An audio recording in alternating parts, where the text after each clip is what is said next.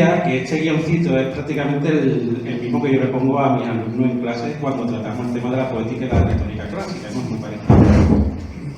Está medianamente adaptado. Entonces el título, que el título está conscientemente buscado para crear un poco de extrañeza, ¿no? Es decir, no es el cine de Aristóteles, la poética de Quisco, la retórica de Quisco, perdón. Yo creo que voy a citar un diálogo de una película que yo creo que la gran mayoría de nosotros aquí sabemos cuál es, que es el siguiente. Es una escena de un juicio. En este juicio está Jack Nicholson sentado, frente está Tom Cruise, ¿no? Y Jack Nicholson le dice, ¿quieres respuesta? Quiero la verdad. Tú no puedes soportar la verdad. Vale. Voy a empezar poniendo un vídeo muy pequeño.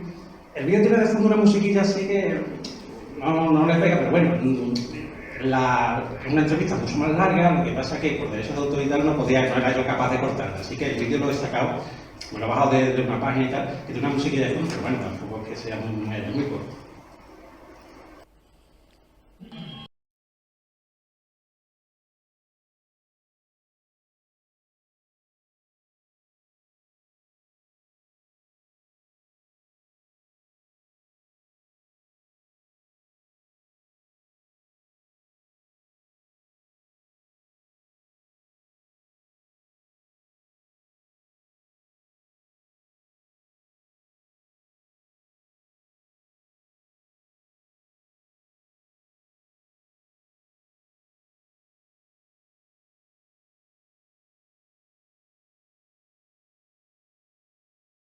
Uno lo conoceréis ya. Estoy viendo a Dani diciendo que sí, yo sé que tú lo conoces, ¿no? Yo sé que tú lo conoces. Aaron Sorkin, ¿no? Aaron Sorkin es el autor de este diálogo que yo acabo de mencionar, de Algún hombre bueno. Es guionista, ganó el Oscar por la red social, fue nominado varias veces, ganó también el Globo de Oro, ganó... Esto ha pegado un petardazo. ¿Hola? No. ¿Hola? ¿Sí? ¿No? ¿Ahora? No. Pago y extiendo. Tampoco. ¿Y el tuyo? Ahora sí. No lo toco. Bien, decía que Aaron Sorkin es guionista de Hollywood, ha ganado Oscar, ha ganado un Globo de Oro, ha ganado un premio BAFTA, se ha nominado un montón de veces. Escribió La red social, escribió El juego de memoria, escribió la serie El ala oeste de la Casa Blanca, que es una serie magnífica. Bien, pues en palabras que él dice, cuando en una entrevista le preguntan qué consejo le da a los jóvenes guionistas, él lo que dice que hay que conocer unas reglas que llevan escritas 2000 años. Y esas reglas fueron escritas por Aristóteles. Y esas reglas fueron escritas por Aristóteles en un libro muy corto que se titula La poética.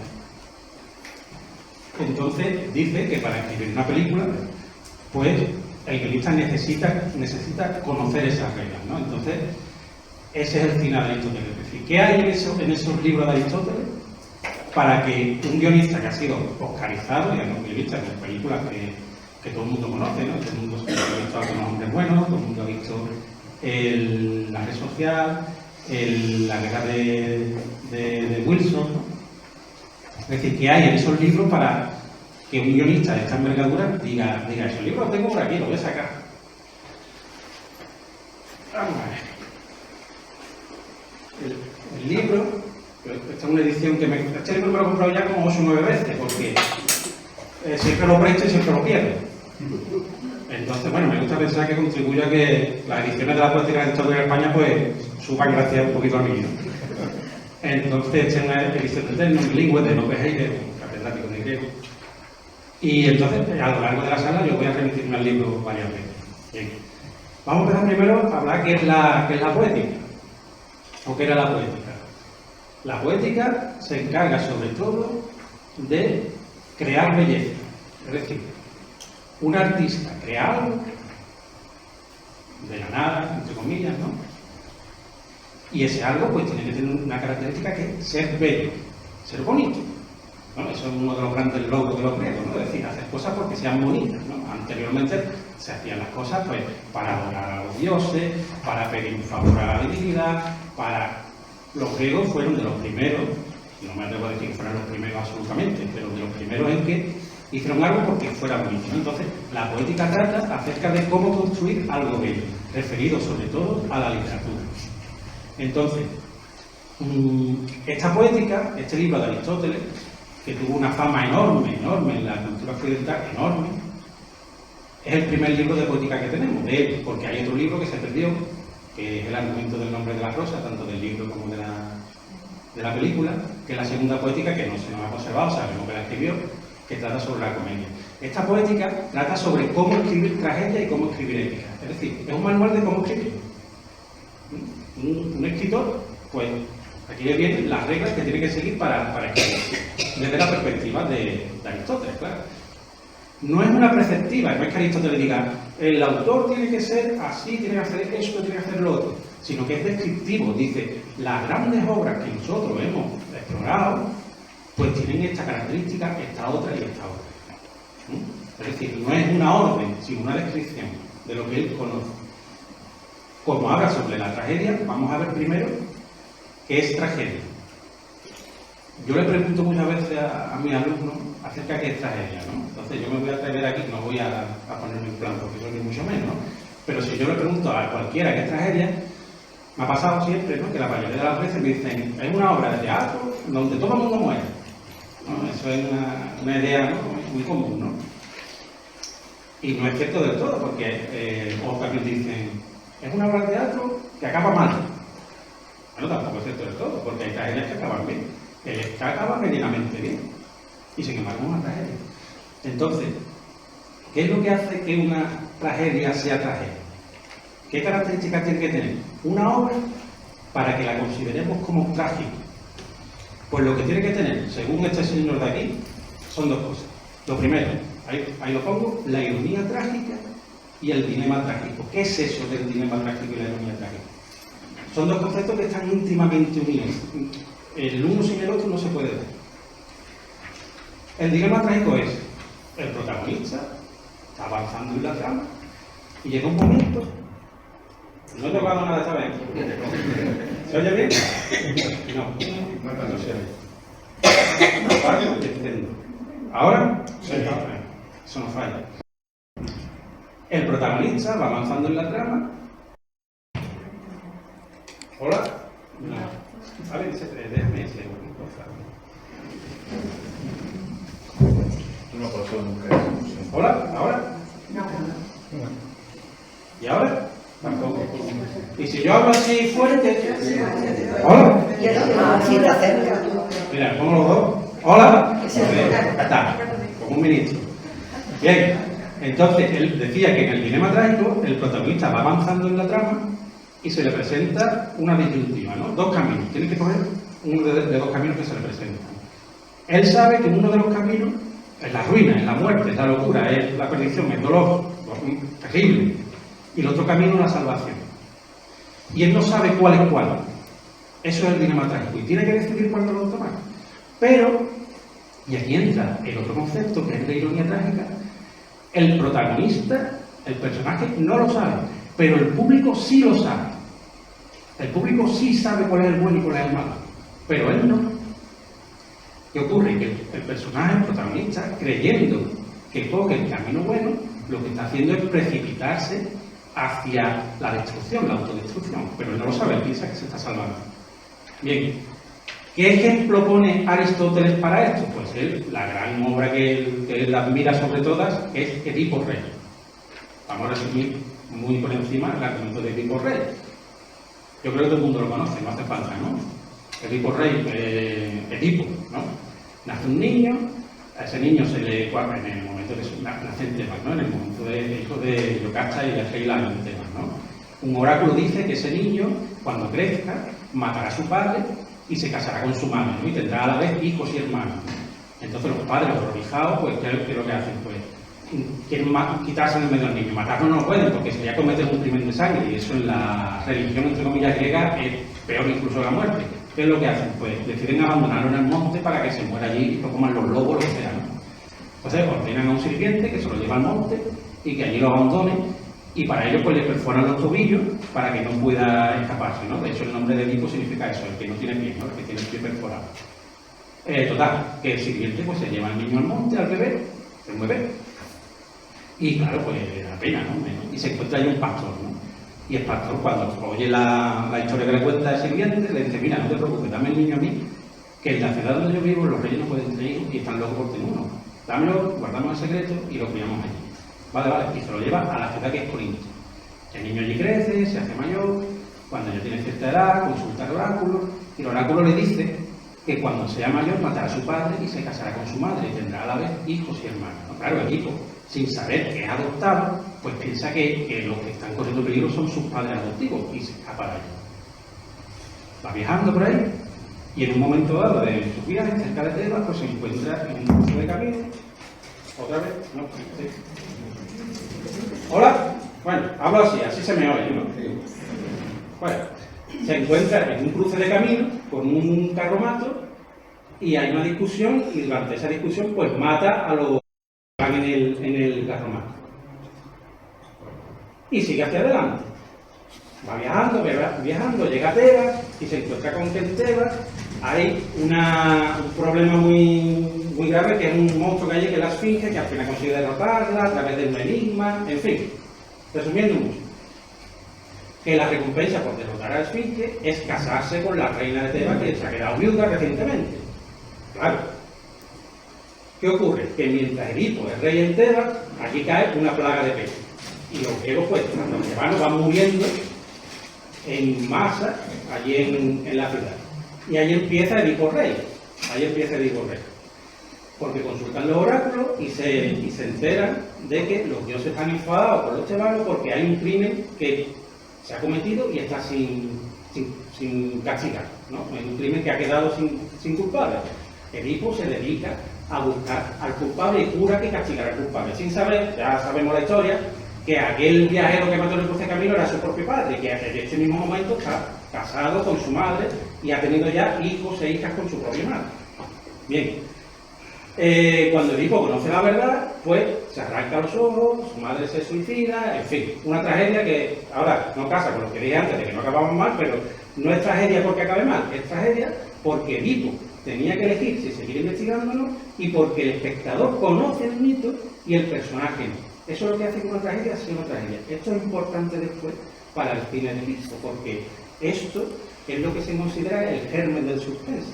Después vamos a volver sobre eso. Ahora bien, ¿qué elementos dice Aristóteles que tiene que tener una obra para que tenga belleza? ¿Qué elementos son esos?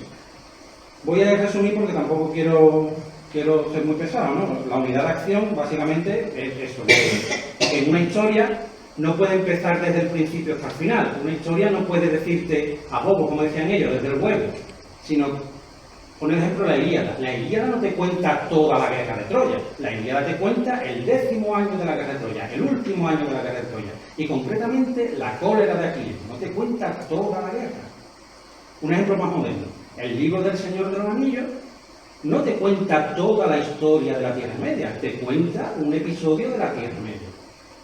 Voy a poner un ejemplo referido a la película del Señor de los Anillos, que eso sería algo en contra de lo que dice Aristóteles, no sé si recordáis cuando empieza la película del Señor de los Anillos, que es como una voz en off, que creo que era Galadriel, que te cuenta la historia del anillo. Eso Aristóteles diría que está mal, porque te está contando la historia. No, la historia tiene que empezar del tirón, y que ya el espectador, si se da el caso, reconstruye, como por ejemplo hace Alfred Hitchcock siempre, o casi siempre. Por ejemplo, aquí.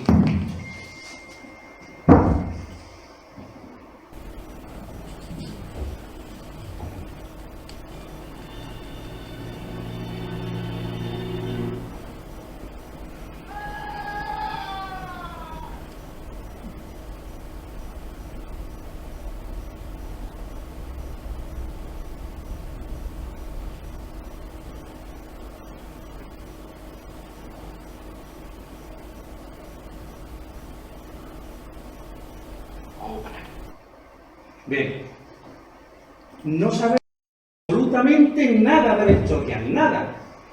No sabemos si ha sido un atraco, si ha sido una venganza, no sabemos nada. La historia ya ha empezado hace tiempo. No te cuentan cómo planearon el crimen, ni cuándo decidieron hacerlo, ni quiénes son los que matan, ni quién es el muerto, no dicen nada. Empieza lo que se llama, en una expresión en latín, in medias res, en medio del asunto ya. Aristóteles diría, así es como se cuenta la historia.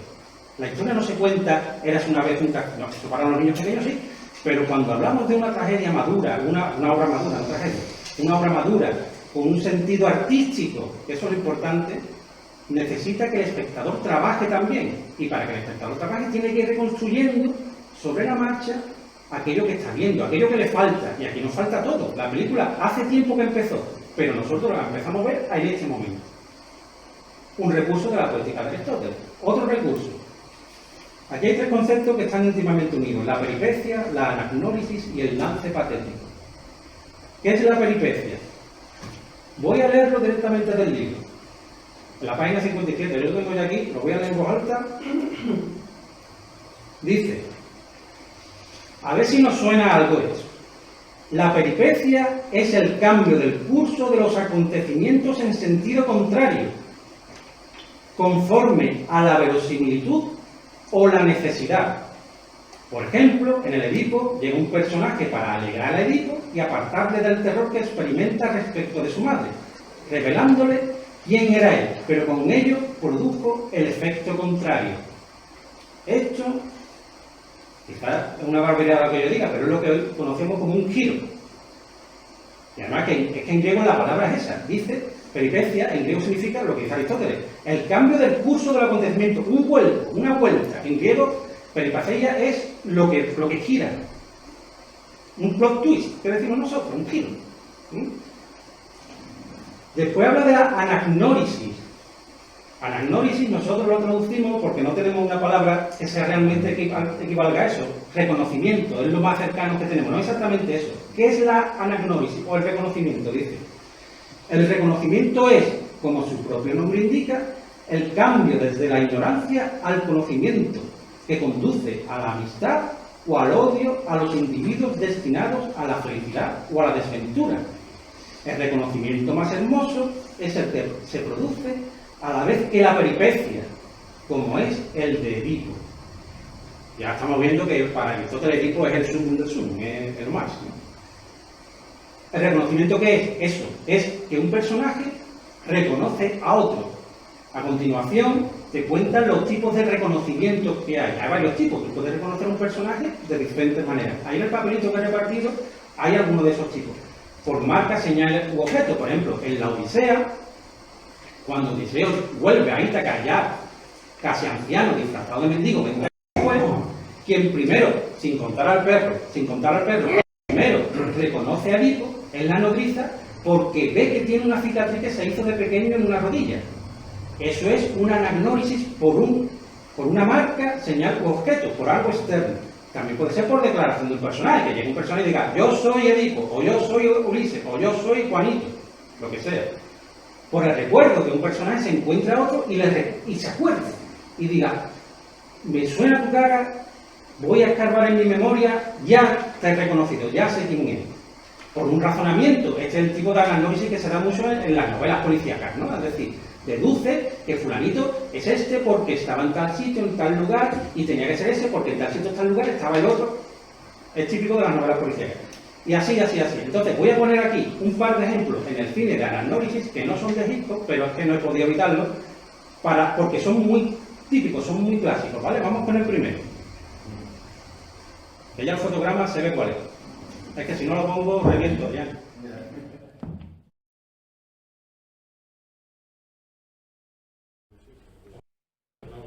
No puede faltar. Claro, ¿qué tipo de anagnórisis es? ¿Qué reconocimiento es este? ¿Por un objeto? No. ¿Por un razonamiento? No. ¿La declaración de un personaje? No. ¿Por cuál diríamos que es? Un recuerdo. Un recuerdo. ¿Y cuál es la señal que nos dice que es el... ¿A quién le recuerda? Todo el mundo ha visto aquí Centauros, ¿no? ¿A quién le recuerda?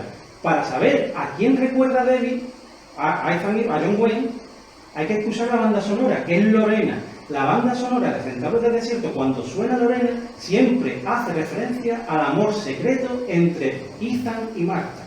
Entonces, John Wayne reconoce a Debbie como su sobrina o otra cosa, porque le recuerda a su madre.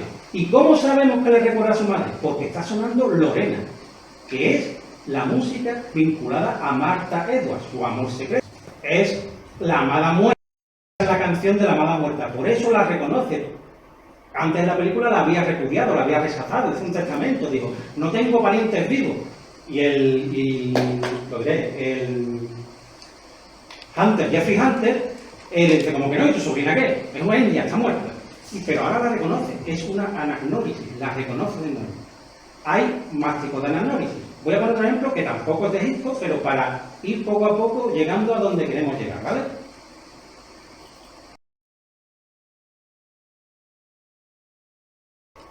¿Cuál es este? Este es un reconocimiento por objeto. Es decir, la armónica, en toda la escena es más larga, las escenas son casi 10 minutos y yo la he recortado a la mitad. En 9 minutos y pico solo se dicen 8 palabras. Y uno ha visto toda la historia de la película. Y la clave está en una armónica. La armónica es la que propicia el reconocimiento, la anagnórisis. Pero es que hay dos reconocimientos. El del espectador, que ya conoce la historia a través del recuerdo de Charles Bronson. Por cierto, la película era una vez en el oeste, pero en español, ¿cómo era? Hasta que llegó su hora. Hay dos anagnórisis, dos reconocimientos. El reconocimiento del espectador, porque no sabemos quién es ese personaje, y a través del recuerdo de Charles Bronson lo sabemos, pero después está el reconocimiento de Henry Fonda, que no sabe quién es ese tío. Hasta le pregunta, ¿Who are you? ¿Tú quién eres? Que yo que viene aquí a matarme y me ha matado. ¿Tú quién eres? Y ya cuando le pone la armónica en la boca es cuando sabe quién es. Ese es el reconocimiento por objeto.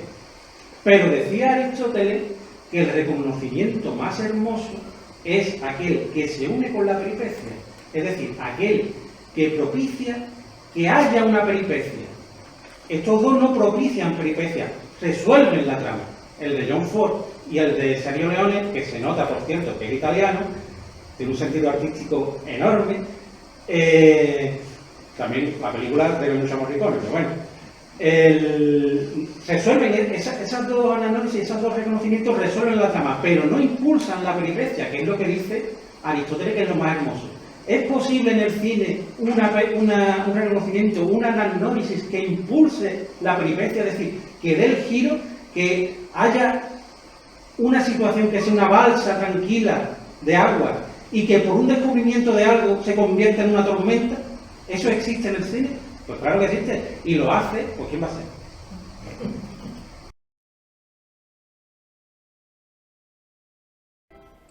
Se da la pausa, pero la película no acaba ahí. Acaba, pero no acaba ahí.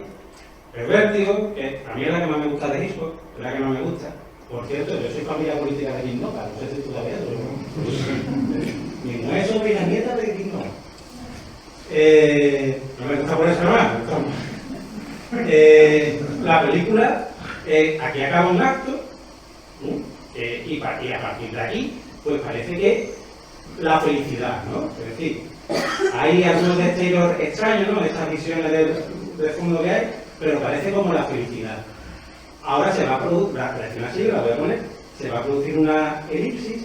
Lo que hemos visto era básicamente la recreación de dos mitos, que es el mito de Pigmalión. El mito de Pigmalión, ya sabemos cuál es, que Pigmalión se enamora de una estatua, crea una estatua y se enamora de ella, que es lo que básicamente hace Jane Stewart con Judy Madeleine, que es una, como dice Hitchcock, él lo que quiere es hacer el amor a una muerta, ¿no? Él está enamorado de una mujer que él quiere muerta, y lo que hace es reconstruir una nueva, ¿no? Es decir, con el modelo de la muerta, ¿no? Ese es el mito de Pigmalión, ¿no? Que por cierto, esto tiene toda la pinta de ser la semilla de lo que después sería el psicosis, pero bueno, vamos a aparcar eso. Y después está también el mito de Orfeo, ¿no? Es decir, el propio título de la novela y el subtítulo en español de Entre los muertos habla de eso, ¿no? Que el hombre que rescata de los muertos a la mujer que ama, ¿no?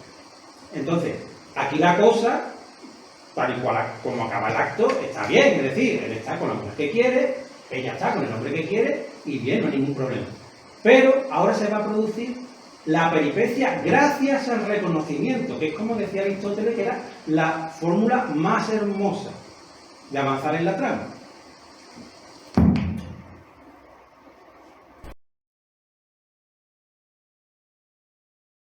Aquí, ya a partir de aquí, cuesta abajo. A partir de aquí, ya la trama se precipita y cuesta abajo literalmente, vamos, que te tira de la torre y te mata. Entonces, esta es la anagnórisis que decía Aristóteles, que es la más bella de todas, porque te da la peripecia, se mezcla una con la otra. No te resuelve la trama, como las anteriores, no es un adorno superfluo, sino que avanza en la trama y está imbrincada con esa trama. Eso en cuanto a la poética, claro. Entonces, está bien, estos son puntadas, pinceladas.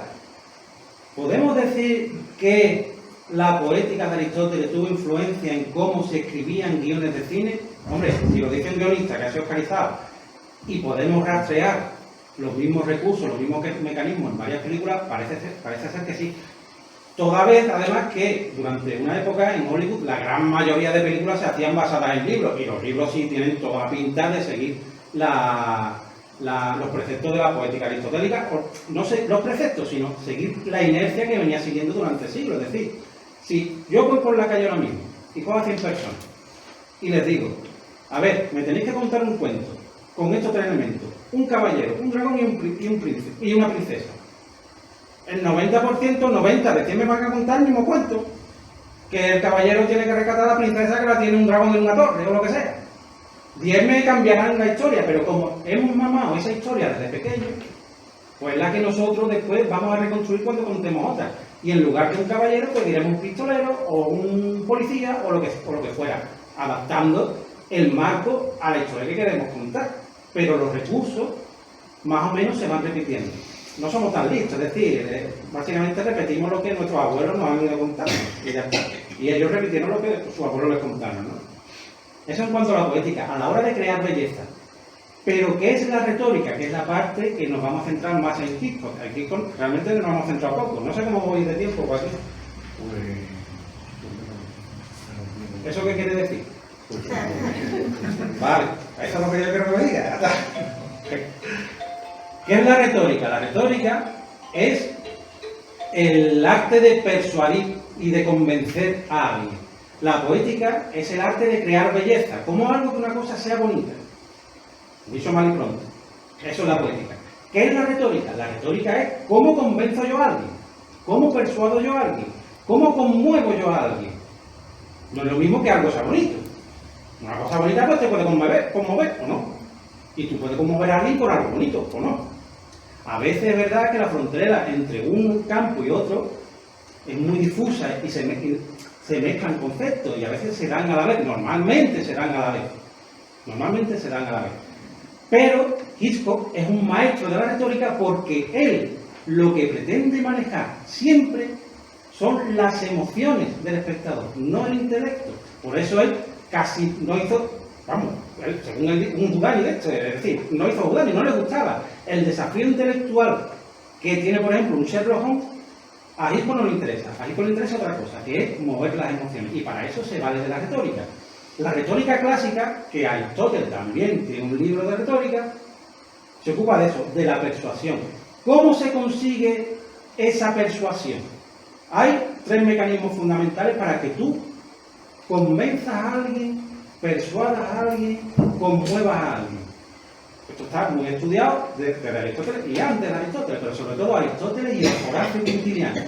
Hay 3 mecanismos que son en función de lo que los griegos llamaban el ethos, en función de lo que los griegos llamaban el logos y en función de lo que los griegos llamaban el pathos, que está aquí en la hojita esta.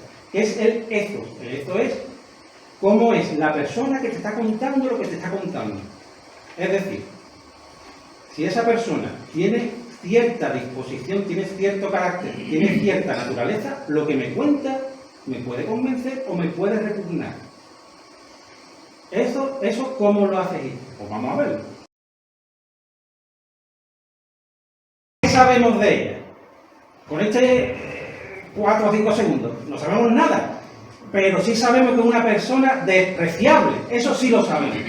Eso sí lo sabemos. ¿Cómo lo sabemos? Porque Hitchcock ha empleado ahí la técnica del inserto. Un inserto es básicamente cambiar el plano y enfocarlo en un primer, básicamente, ¿no? En un primer plano y cambiar la dinámica de la cámara, apagando la colilla en el tarrito de crema. Eso ya nos da igual lo que diga esa señora. No, es que nos da igual, porque ya nos va a repugnar, nos va a caer mal. Nos va a provocar rechazo.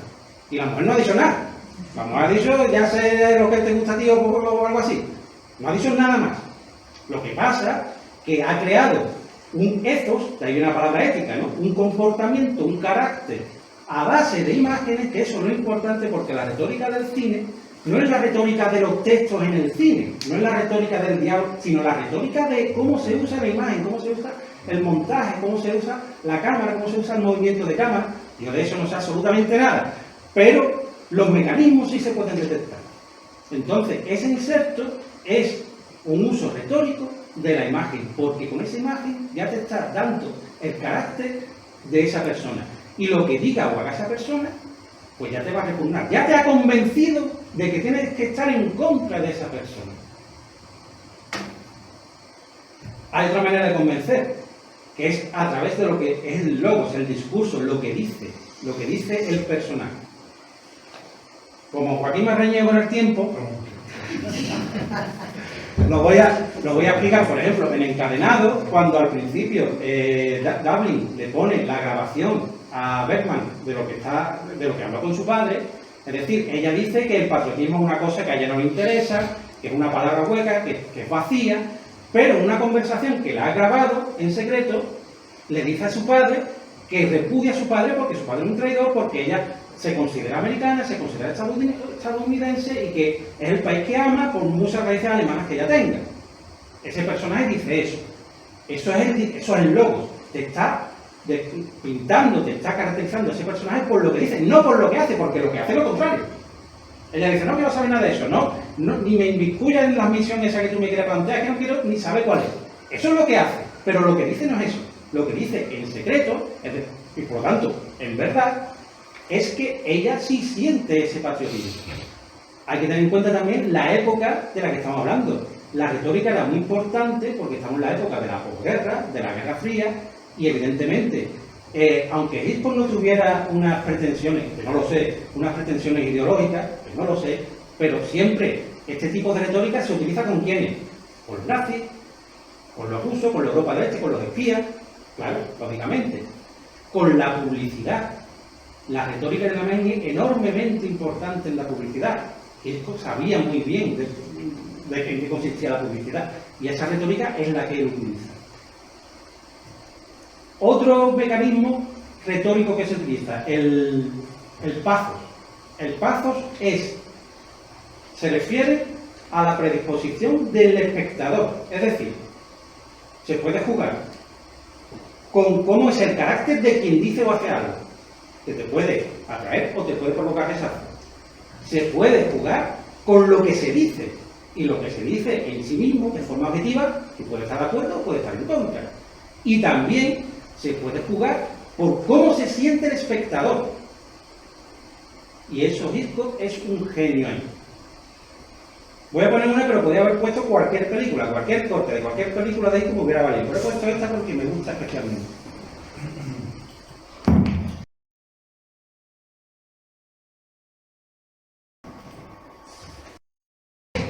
Lo que a uno, cuando ve esta escena, ¿qué es lo que se le mueve por dentro? Lo que se le mueve por dentro, por lo menos a mí, es que a cualquiera le puede ocurrir cualquier cosa. Porque Henry Fonda es un hombre normal y corriente. Acaba de salir de su casa, ni siquiera se ha despedido de su mujer porque pensaba volver pronto y se lo han llevado en un coche y él no sabe ni a dónde se lo han llevado. Eso es una manera retórica de identificarte con ese personaje y por lo tanto ponerte de su parte y te convence de lo que le está ocurriendo a ese personaje. Aquí al final he puesto una cita de Hitchcock porque es que él se ocupa de esto, lo dice, conviene enseñar en la pantalla a un héroe con quien uno puede identificarse. Pienso que es inútil intentar que el público capte los sentimientos de un gángster, Pero el hombre de la calle, el hombre ordinario, eso sí, el público lo comprende. Fijaos que dice lo comprende, no dice no entiende, lo comprende.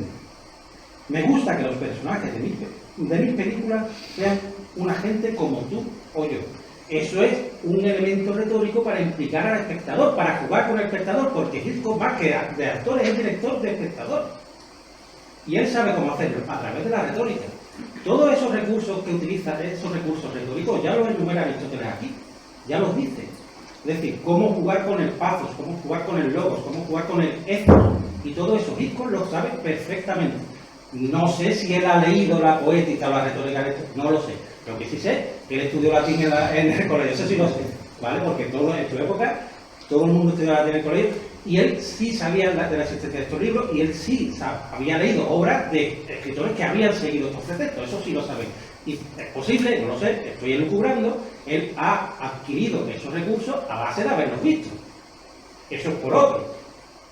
Bien, en este momento tenemos que hablar de otro aspecto de la poética de Aristóteles, que es cuando él dice de cómo presentamos a las personas, a los personajes, porque él dice que depende de cómo el autor presenta a los personajes, nosotros los veremos de una manera o de otra. Él dice que, por ejemplo, un autor puede presentar a los personajes mejores que nosotros. Eso es propio de la tragedia o de la épica. Son seres superiores, son mejores moralmente, éticamente, incluso a nivel fáctico, tienen más poder. O bien son inferiores a nosotros. Y eso es propio de la comedia. De hecho, esa es de las pocas frases que se nos han conservado de la poética de Aristóteles referida a la comedia. Que la comedia se ocupa de hombres que son inferiores a nosotros. Inferiores quiere decir que provocan risibilidad por sus acciones o sus vicios, dice literalmente. Pero, ¿qué ocurre cuando el hombre que se representa no es ni superior ni inferior que nosotros, sino que es igual que nosotros? Hay una mayor implicación. Hay un recurso retórico que hace que el espectador se ponga de parte de ese personaje porque se identifica con él. Porque es un hombre normal, como dice, de la calle. Y para eso, y salto al otro concepto que a veces se le ha sacado a Hitchcock, que es de la verosimilitud. A veces se le ha acusado de que sus películas son poco verosímiles. ¿Qué es verosímil? ¿Qué es verosímil? Verosímil es básicamente que una historia sea coherente. Es decir, siempre pongo el mismo ejemplo. Si yo voy al cine a ver una película de Spider-Man, pues yo ya sé que voy a ver un tipo trepando por la pared. Eso yo ya lo sé. Aunque yo ya sé que eso no existe. Pero, y me lo espero, no, me lo creo, entre comillas, porque es el juego que yo he aceptado. Hay una regla en ese juego que yo acepto. Pero no me creería que Spider-Man, por ejemplo, lanzara rayos láser con las manos. Porque Spider-Man no hace eso. No entra dentro del juego. No es verosímil en ese sentido. Entonces, que la verosimilitud es algo muy importante en la poética aristotélica desde siempre. ¿Qué es la verosimilitud? La verosimilitud, lo voy a leer porque yo creo que es importante. Joaquín, no te preocupes que tardo poco. Dice... Perdón, que me puede estar todo el tiempo. Qué broma, Joaquín. Lo único que... Qué broma. Dice, y es evidente también, a partir de lo dicho, que la función del poeta, cuando dice poeta, es creador, escritor en general, ¿vale? La función del poeta no es contar lo sucedido, sino lo que podría suceder, y lo posible en virtud de la verosimilitud, y hay aquí una parte que la gente se suele saltar, en virtud de la verosimilitud, o la necesidad. Ananké, se dice eso en griego. La necesidad. ¿Qué quiere decir eso? Eso quiere decir lo siguiente. Hitchcock sabía muy bien qué quiere decir eso.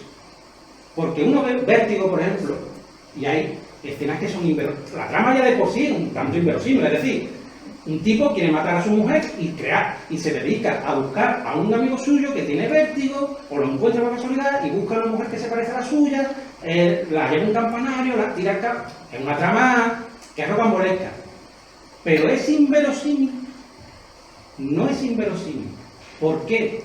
Aristóteles y Hitchcock dirían, porque es posible. Dentro de la verosimilitud es improbable, pero no es imposible, por lo tanto es verosímil. Y lo más importante, es necesario para la trama. De igual manera que en multitud de películas, cuando el protagonista sale a la calle, levanta la mano y se para un taxi. Eso no, a mí no me ha pasado en la vida. Es objetivamente es inverosímil. Porque no, aquí la pasa de zombie, ¿no? Objetivamente es inverosímil. Pero ¿es necesario para la trama? ¿Es posible? Sí, es posible. Cosa distinta es que el protagonista salga a la calle, pase un taxi, lo paga con las manos y lo pare. Eso sí es inverosímil. Hitchcock sabía en qué consistía la verosimilitud y la necesidad, y eso es lo que él aplicaba. Y yo creo que mucha de la crítica no entendió eso. Que una cosa es ser verosímil, otra cosa es ser inverosímil, y otra cosa es ser necesario, y otra cosa es ser realista. Y otra cosa es ser realista, porque Hitchcock, desde luego, realista no es. Utilizaba el marco del realismo para crear esa verosimilitud, pero después se salía de ella.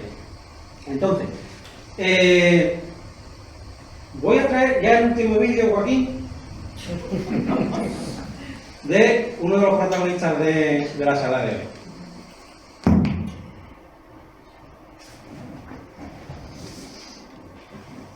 A ver si te escuchas. Si no, yo digo lo que digo. Talking about baseball, whatever you like. 5 minutes of it, very dull. Suddenly, a bomb goes off, blows the people to smithereens. What do the audience have? 10 seconds of shock. Now take the same scene and tell the audience there is a bomb under that table and will go off in 5 minutes. Well, the whole emotion of the audience is totally different because you've given them that information that in 5 minutes' time that bomb will go off. Now the conversation about baseball becomes very vital because they're saying to you, don't be ridiculous, stop talking about baseball, there's a bomb there. You've got the audience working. Now the only difference is, although I've been guilty of, in the picture Sabotage, of making this error, but I've never made it since, the bomb must never go off.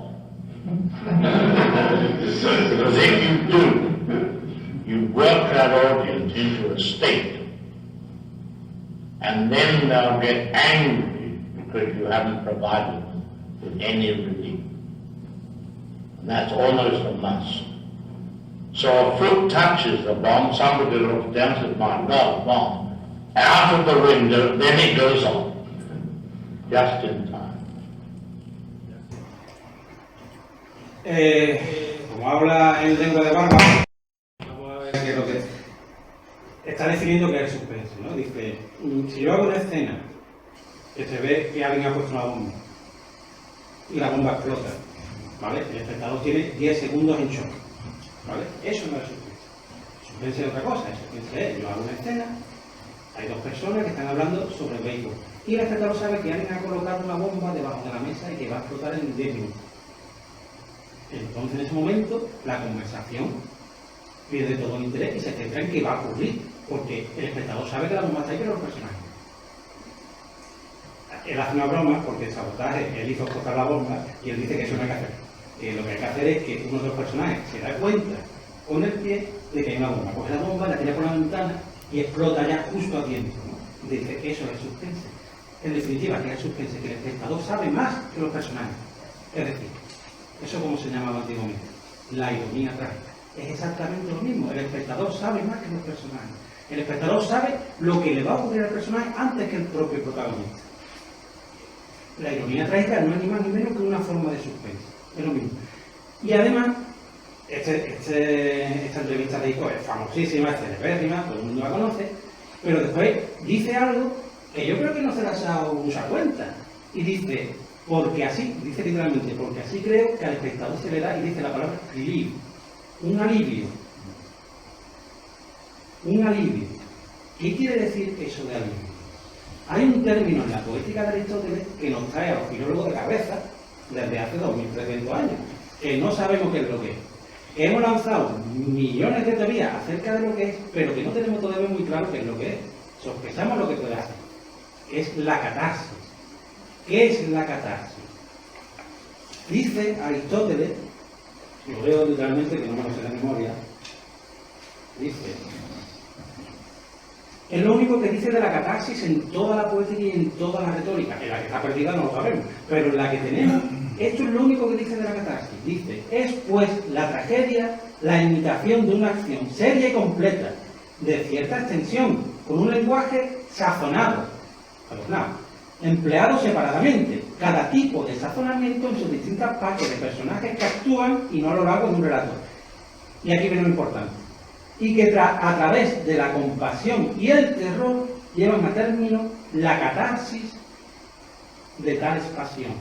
Catarsis en griego se utiliza cuando se quiere hacer una limpieza de algo, un expurgo, una limpieza, una purificación. Es que no sabemos traducirlo, es que es todo eso y ninguna de esas. Incluso un alivio, es decir, yo no sé si por teoría o por pura intuición, que sospecho que es por pura intuición, Hitchcock conocía perfectamente qué era eso de la catarsis, o por lo menos sabía que había algo que tenía que provocar en el espectador, y lo provocaba a través del suspense, es decir, a través de la ironía trágica.